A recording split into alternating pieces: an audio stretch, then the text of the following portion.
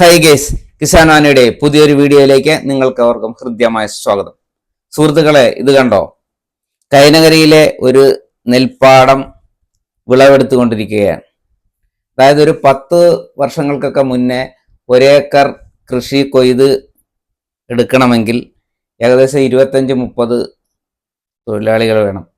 ഇപ്പോൾ 1 മണിക്കൂർ കൊണ്ട് 1 ഹെക്ടർ കൃഷിയാണ് കൊയ്തും മെതിച്ച് നെല്ലാക്കി ഒരു സ്ഥലത്ത് കൂട്ടിത്തരുന്നത്.